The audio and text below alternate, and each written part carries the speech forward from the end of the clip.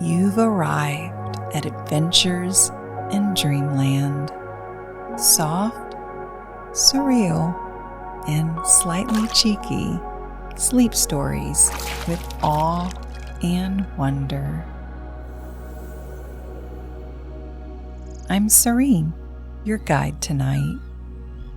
Whether you're here for sleepy science, surreal dreamscapes, or stories that shape who you're becoming, I'm grateful you're here. I write these stories to help you drift and grow.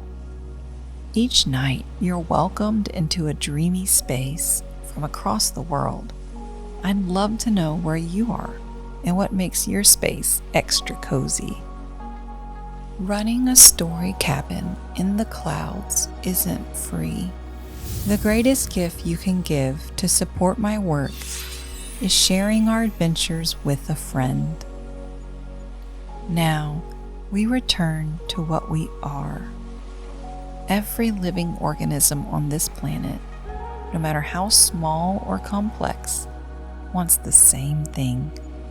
Every action we take is for this one thing: to avoid pain and obtain bliss. Bliss is a state of endless joy, mixed with peace beyond our knowing. Whether you call it the soul, awareness, or your highest self, that part of you, during deep sleep, temporarily withdraws from the body and the conscious mind and returns to the freedom and unity with the divine. Bliss without awareness. This restores not just the body and mind, but our spirits too, offering a sense of inner peace and clarity. So yes, sleep is sacred. You are returning back to your natural state. Freedom. Your story begins.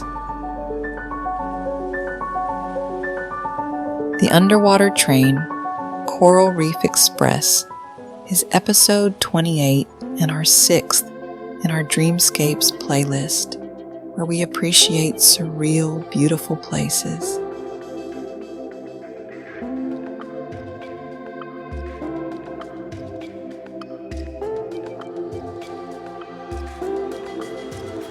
You step into a living room that feels like a childhood memory slipped into a dream. The carpet smells faintly of crayons and warm toast. The lamp glows with a steady golden hum, and along the wall, yes, unbelievably, appears the little opening where Mr. Rogers' very own train emerges. Cheesy music plays softly in the background, that unmistakable twinkling piano and xylophone tune that once promised kindness and sweaters. And then you realize you're not watching Mr. Rogers. You're in his house. The couch looms a little bigger than you expected. The framed photos seem to be smiling down at you, and the air feels warm with the quiet presence of something familiar. A cheeky thought flickers across your mind. If you really are in Mr. Rogers' house, does that make you the special guest? The music swells in gentle agreement, as though the walls themselves are nodding yes. And then the moment arrives. With a tiny whistle and a friendly rumble, the toy train slides out from its wall hole, trundling along its shelf at eye level, just as magical as you remember. You can't help but laugh. Well, you think, I guess it's a beautiful day in my neighborhood now. The red paint gleams, the wheels polished like candy. You feel it's been expecting you all along. You stand before the little red trolley, its brass trim glinting as it pauses on the shelf. waiting for you. The whistle gives a cheerful puff, and the lights along its sides flicker as though it knows something you don't. Then, without warning, a ripple of warmth washes over your body. The whole room stretches upward, the ceiling rising like a sky, and the familiar furniture pulls away into towering distance. You feel yourself dwindling, smaller and smaller, until the train that once seemed toy-sized is now perfectly scaled to you. The door slides open with a hiss, not like a miniature prop, but like a real carriage, welcoming its next passenger. A gentle tug, part gravity, part invitation, seems to draw you forward. You climb inside, your feet landing on polished wooden floors that glow with a honeyed sheen. Rows of seats line either side, upholstered in soft red fabric, waiting patiently as if they've been holding their breath for years. The windows gleam, not with reflections of a house, but with hints of somewhere else entirely, as though they're already connected to another world. The whistle blows again, not sharp, but kind and certain. You take a breath, steadying yourself in this smaller body. Whatever is about to happen, you know you're ready for it. This isn't just a ride on a shelf. This is the beginning of a journey no trolley has ever taken before. The trolley rolls forward with a cheerful ding, slipping back into its familiar wall portal. But instead of reappearing in another part of the house, the tunnel deepens, stretching into a shimmering tunnel of blue. Glass panels ripple into existence just as the whole carriage gives a joyful sploosh, plunging into cool, refreshing water. It's not frightening. The water wraps around you like silk, buoyant and gentle, filling your lungs with the perfect breath. The little trolley shimmers and stretches as if remembering it was always meant to be more. Brass fittings gleam brighter, lanterns blossom like underwater stars, and bubbles swirl past the windows as the train glides forward, fully at home in its new ocean world. A voice sparkles through the intercom, cheeky and sure. "Welcome aboard, dream travelers. I'm Conductor Bubbles, captain of this fine undersea line. No need for tickets. The ocean's already paid for your seat. Settle in and keep your eyes on the windows. You'll want to see this." The doors close with a gentle sigh, and for a moment, the train hums in quiet anticipation. You feel the weight of motion, but not the rattle of wheels. Instead, it glides as though floating. When you glance out the window, the sight nearly steals your breath. Beyond the glass, water presses in from every side, a shifting world of blues and greens streaked with silver light. Bubbles trail along the windows, scattering into glitter. Seaweed sways as though waving you on.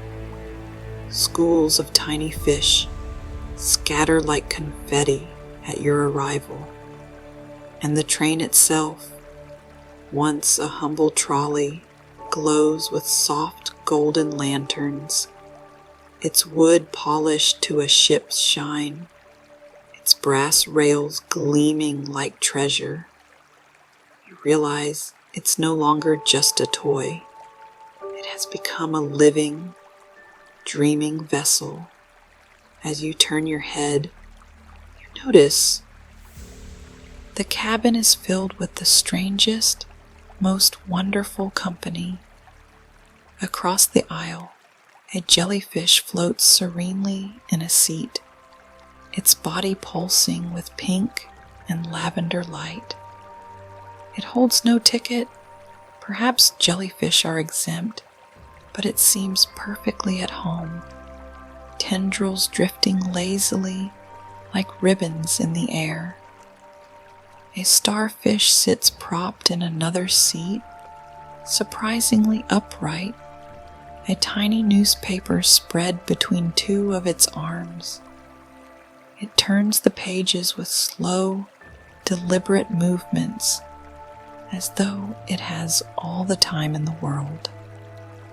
You half expect it to cough politely before lowering its paper and introducing itself.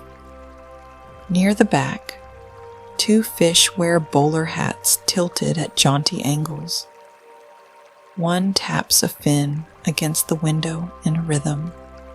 The other adjusts his brim, as if heading to a business meeting. They give you a polite nod when your eyes meet theirs, as though to say, yes, it's quite normal to commute underwater, isn't it? And then, to ground it all in the dream's strangeness, a few human passengers ride quietly among them. Some lean their heads against the windows, eyes closed in peaceful dozing.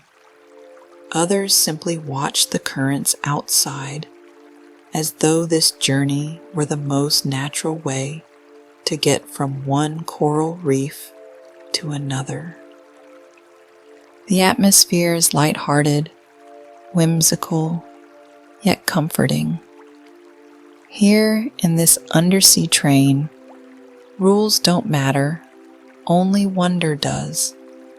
Every glance reveals something new, some small impossibility that feels both absurd and exactly right. Conductor Bubbles chimes in again, his tone teasing but warm. Settle in, everyone. We've got quite the ride ahead. And remember, if a jellyfish offers you snacks, best to politely decline.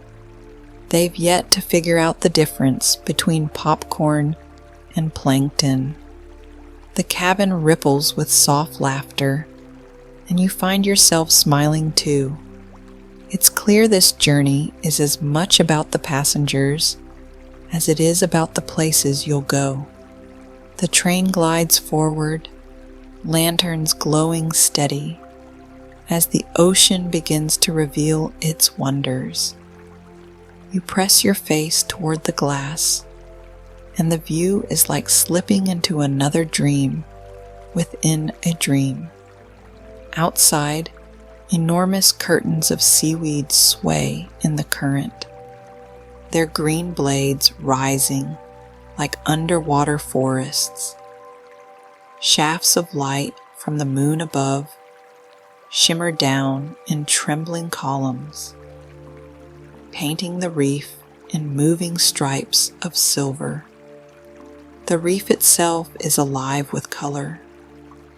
Coral branches spread in pinks, oranges, and purples, like the world's slowest fireworks, frozen mid-bloom.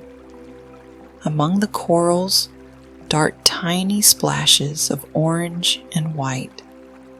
Clownfish, curious and bold, weave in and out of their anemone homes. Each time one disappears into the protective arms of the swaying tentacles, another pops back out as if the whole colony is playing peekaboo just for you. Their movements are playful, like children who never tire of the same game. Conductor Bubbles comes through the intercom, voice teasing yet warm. Folks, those are clownfish. You might know them from the movies, but here's the fun truth. They've got real roommates. They live inside sea anemones, a creature with stingers sharp enough to chase off most fish. But clownfish? They've worked out a deal. They get protection, and in return, they clean house. Not a bad lease agreement, if you ask me. As you listen, you notice a larger shape moving along the coral, its jaws working steadily. A parrotfish, gleaming turquoise and pink, crunches mouthfuls of coral with strong, beak-like teeth. You can almost hear the sound through the glass, a faint grinding echo as clouds of white dust swirl from its mouth. At first it seems strange, until Conductor Bubbles chimes in again. Don't worry about the mess. Parrotfish are nature's recyclers. They crunch coral, digest it, and, believe it or not, their leftovers are what makes much of the sand you've ever walked on at a beach. So the next time you're building a sandcastle, thank a parrotfish for the bricks. Outside the window, the parrotfish drifts gracefully upward, scattering its sandy confetti into the current, while the clownfish continue their darting dance. The whole scene feels less like a lesson and more like a lullaby of facts, soothing, strange, and perfectly dreamlike.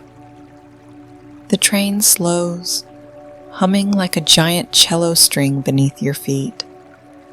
Ahead, the track curves into a glowing platform carved directly into the reef. Coral arches stretch above it like stained glass windows, every branch lit from within by tiny bioluminescent creatures. The effect is cathedral-like, yet playful, a holy station built by fish and dreams. The doors open with a gentle hiss. You stay seated, letting your eyes drink in the sight. Small bubbles trail past, as if they are confetti tossed in celebration of the stop.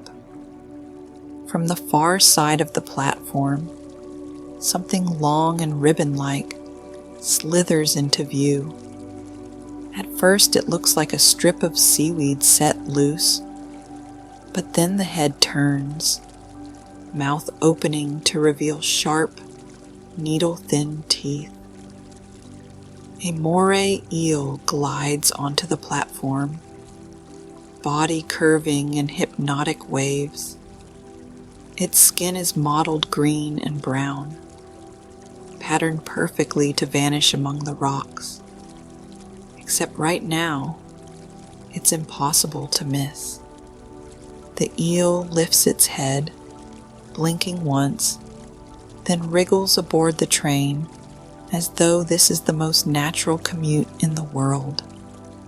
It slides down the aisle with quiet dignity, finally curling up neatly under one of the benches.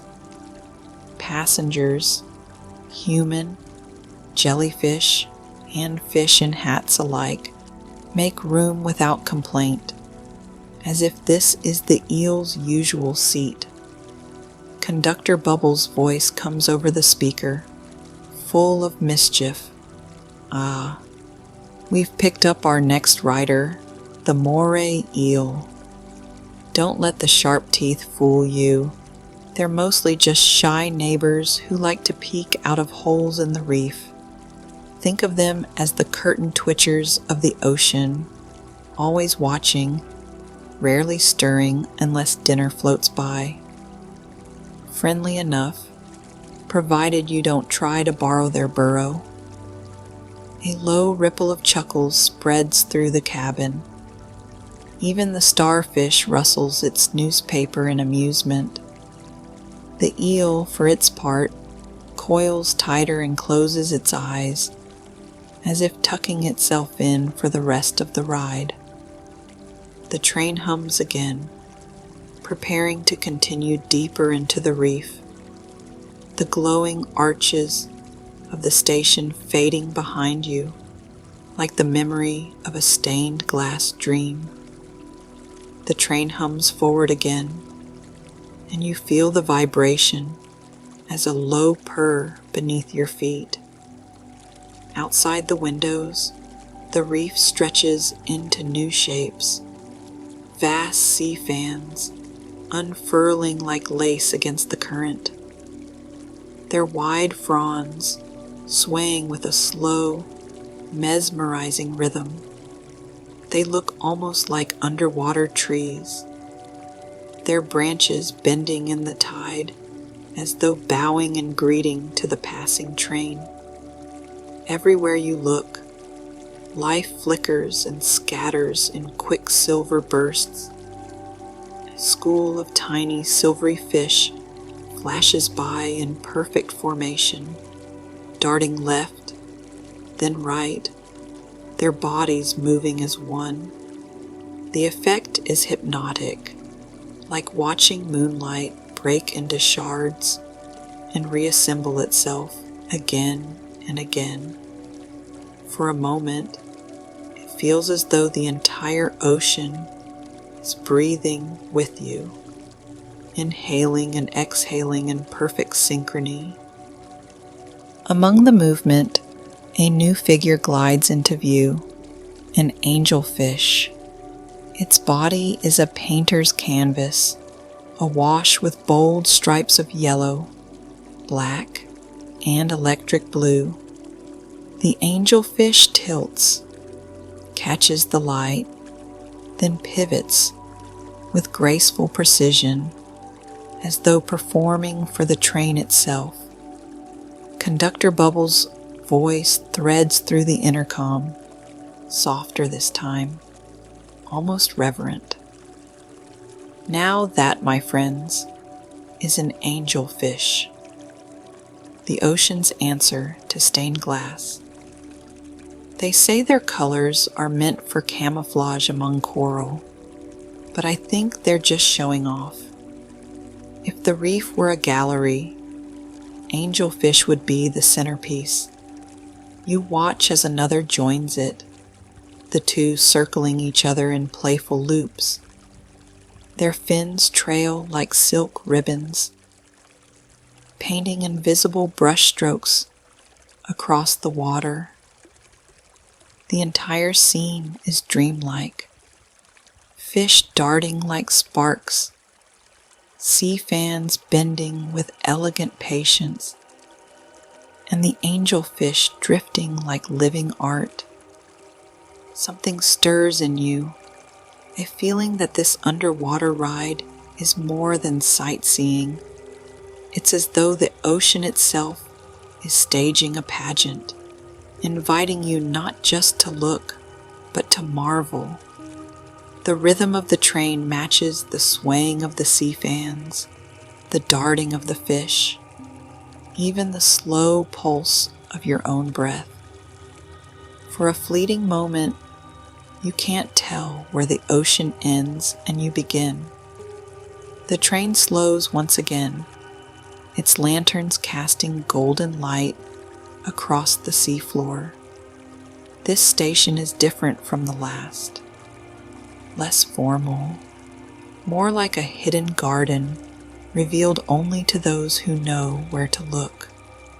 Coral towers rise all around, some branching like ancient trees, others shaped like twisting sculptures in colors too wild for land.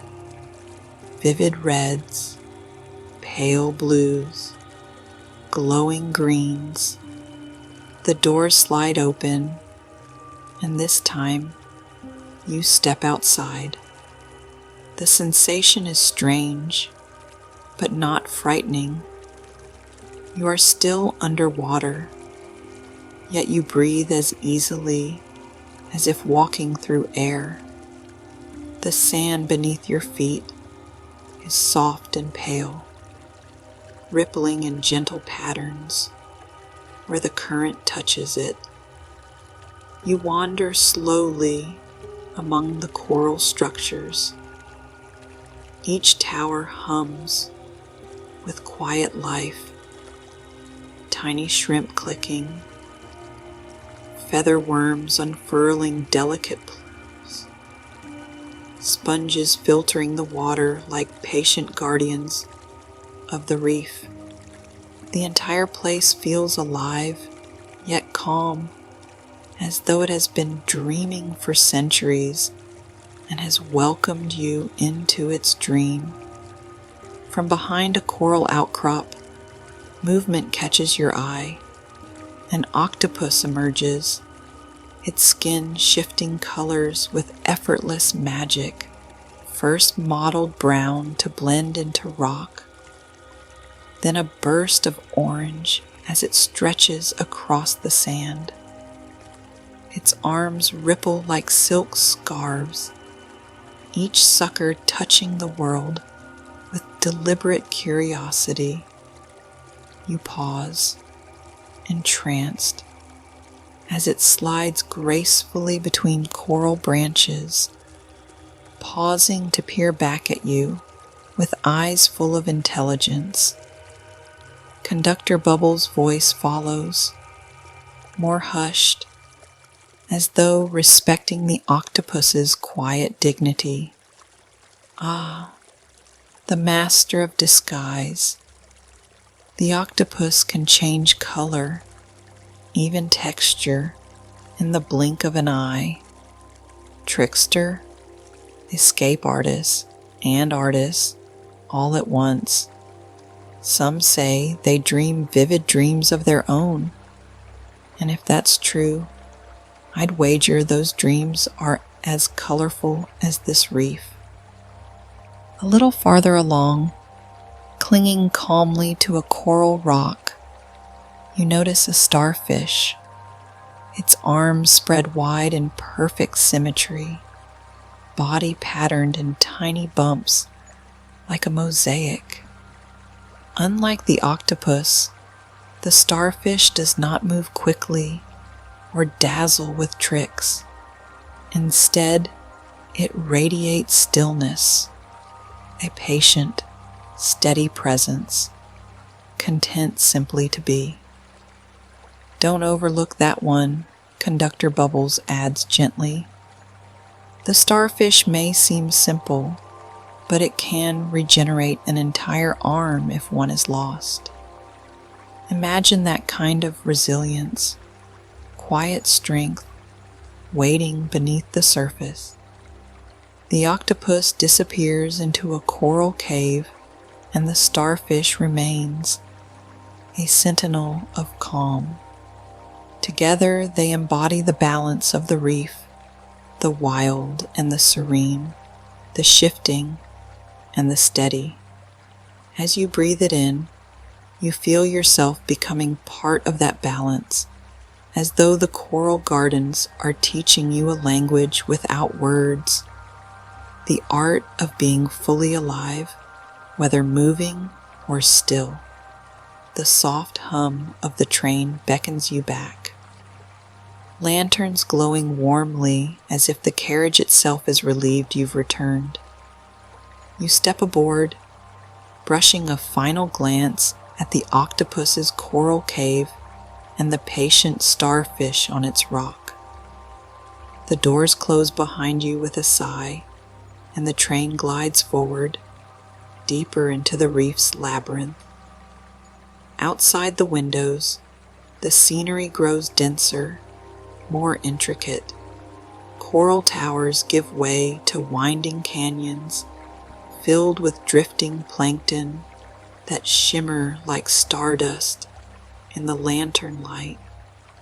Schools of fish weave through the water in sudden bursts, their bodies like quicksilver arrows.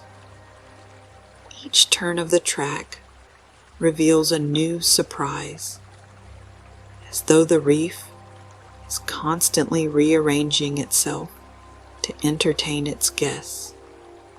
A flicker of yellow and black catches your eye. A butterfly fish drifts near the glass, its delicate fins fluttering with elegance. Its small mouth nibbles gently at coral, every movement precise, like an artist adding the tiniest strokes to a masterpiece. The train slows just enough for you to appreciate it fully. Conductor Bubbles chimes in. That beauty there is a butterfly fish. Think of it as the curator of the reef, always fussing over coral, keeping things tidy. And like any good curator, it comes dressed for the occasion, black, white, and yellow, the classic ensemble. As the butterfly fish flutters away, the shadows shift to reveal a more dramatic figure. Suspended in the water, fins spread like a crown of spines. A lionfish hovers near the reef wall. Its long flowing fins ripple outward like silk banners, striped with fiery red and creamy white. Its slow movements are regal, almost theatrical, as if it knows how striking it looks. The train passengers lean toward the glass, captivated. Even the eel beneath its bench opens one eye, taking a peek. Conductor Bubbles lowers his voice, just enough to add a touch of intrigue. Ah, the lionfish. Beautiful, isn't it? But those spines aren't just for show. In the wild, they carry venom. Not that we have to worry here. In dreamland, the lionfish is all style, no sting. A floating work of art with a flair for the dramatic. You can't help but agree. Watching the lionfish hover, fins flowing like flames caught in slow motion, you feel the quiet thrill of witnessing a creature both dangerous and dazzling, softened here into something purely dreamlike. The train glides onward, carrying you deeper still, the reef unfurling outside like a living mural. Inside the carriage, the atmosphere has shifted into something almost festive. The jellyfish passenger drifts closer to the ceiling, its translucent body glowing pink and lavender like a lantern swaying with the train's rhythm. Its tendrils trail down harmlessly, brushing against the back of a seat in time with the swaying sea fans outside.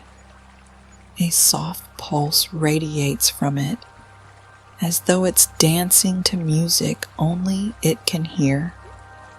Across the aisle, the starfish passenger has folded away its newspaper at last.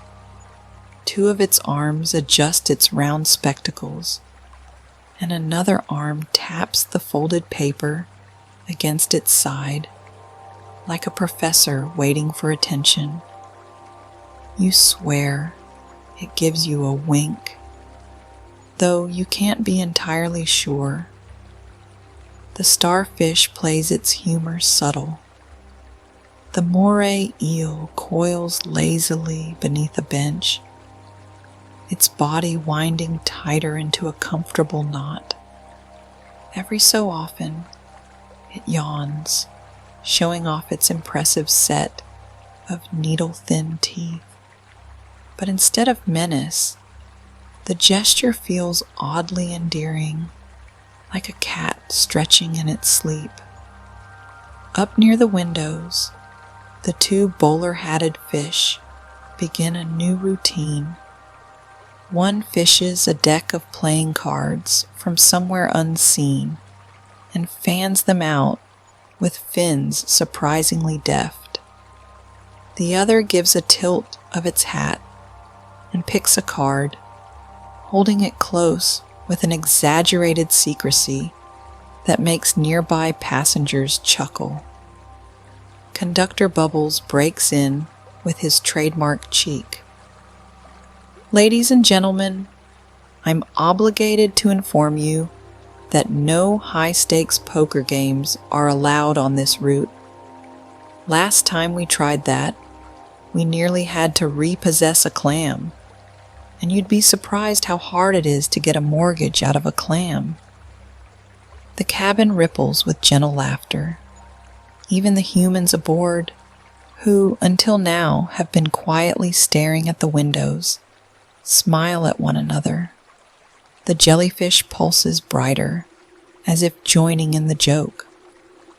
For a moment, you realize this ride isn't just about the ocean outside the windows.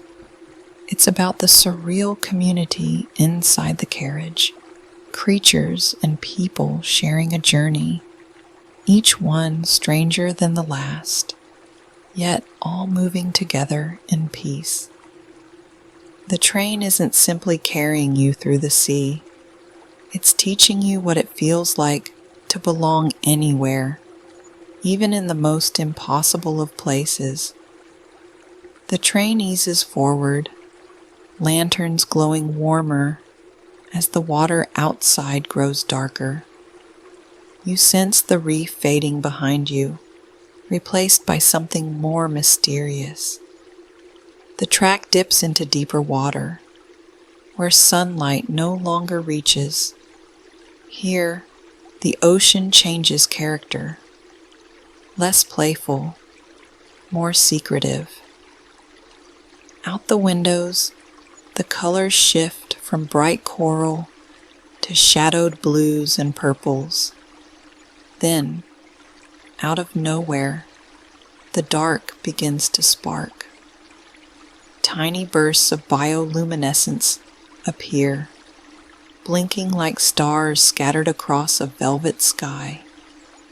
Some flicker in short pulses, others glow steadily, painting the depths with an otherworldly rhythm. The whole scene feels like you've drifted off the edge of the world and into a cosmic ocean. The passengers lean closer to the glass. Even the eel uncurls a little to watch, its long body sliding comfortably against the floor as though it wants to stretch into the mystery. The jellyfish drifts lower, its own glow adding to the quiet constellation. Conductor Bubbles' voice softens, taking on the cadence of a storyteller. These deeper waters are the ocean's night sky. Down here, creatures have become their own lanterns. They glow to lure food, to warn off enemies, sometimes just to say, "I'm here." Imagine carrying your own nightlight. A faint outline passes. A school of small fish, each trailing a streak of light from their bellies. They move in unison, sketching patterns that dissolve as quickly as they form. It's as though the sea itself is drawing and erasing constellations just for you. The train seems to glide slower here, honoring the mystery. The silence deepens, yet it's comforting, like the hush of a theater just before the curtain rises. You feel dreamily suspended, caught between the rocking of the train and the pulse of the glowing sea. You're simply floating, part of the infinite hush, carried gently by the ocean's own breath. Gradually, the train begins to rise. The darkness outside lightens, hints of turquoise returning, then bursts of gold as the reef comes back into view. Coral towers wave again like old friends, and familiar schools of fish dart past as though escorting you home. The transition feels seamless, as if the ocean itself has decided your dream should end in gentleness. Inside, the passengers settle back into quiet routines. The starfish folds its newspaper neatly, as if closing the last chapter of the ride. The bowler-hatted fish tip their brims in farewell. The eel stretches once, then curls back under its seat, content to let you go without ceremony. The jellyfish pulses a soft goodbye glow, like a lantern dimming before bed. The train hums a little brighter, its rhythm steady, soothing. The lanterns inside glow, not golden now, but softer, warmer, closer to the glow of a bedside lamp than a carriage light. Each flicker feels like it's easing you gently back toward waking life. Conductor Bubbles makes one last announcement, his voice threaded with humor and warmth. Ladies, gentlemen, fish and otherwise, thank you for traveling the reef line. We hope you've enjoyed your journey. Please gather your belongings, though if you've misplaced a hat, odds are a parrotfish has already eaten it. A ripple of laughter flows through the cabin. It's a tender, sleepy laughter, not bright or sharp, more like a sigh shared by friends at the end of a long, magical evening. The walls of the tunnel return. For a breath, you see water streaming past the glass. Then the world folds inward, the track narrowing, the glow fading. You're back in the familiar passageway, the train rolling calmly toward a square of golden light that looks less like a station and more like a doorway home. As the glow widens, you feel your body shift. The smallness lingers, but something in you knows that soon you'll return to full size, with only the memory of riding through an ocean of glowing life. The train slows, its hum softening to a lullaby.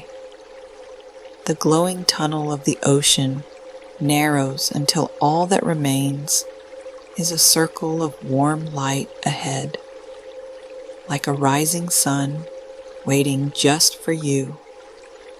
The carriage gives one last little ding, cheerful but quiet, and rolls through. The moment you cross that threshold, the water around you feels lighter, warmer. It thins into mist, then into golden lamplight, until you are no longer floating but resting, weightless, yet somehow lying back on something soft. The train stops with a final sigh, the doors opening onto the most familiar station of all, your own room. You are full-sized again, tucked beneath your own blanket. The train's lantern glow fades into the glow of a bedside lamp, then dims entirely. All that's left is the echo of bubbles in your ears, the memory of coral towers and angelfish, the distant feeling of being part of a secret world that welcomed you home. Conductor Bubbles' voice returns one last time, softer now, almost like a whisper meant only for you. Dream travelers, thank you for riding the reef line. The ocean is quieter now, but it will be waiting for you whenever you choose to return. The sound fades like the last note of a song. You breathe in deeply, feeling the ocean still rocking somewhere inside you. Your eyelids grow heavy, thoughts drifting slow and lazy like jellyfish in the current. Sleep rises gently to meet you, as if the reef itself has followed you home and wrapped you in its quiet rhythm. The last thing you feel before drifting off is the calm of the starfish, the grace of the angelfish, and the playful wink of a jellyfish floating by. And then the dream closes softly around you, leaving you in perfect, peaceful rest. Good night.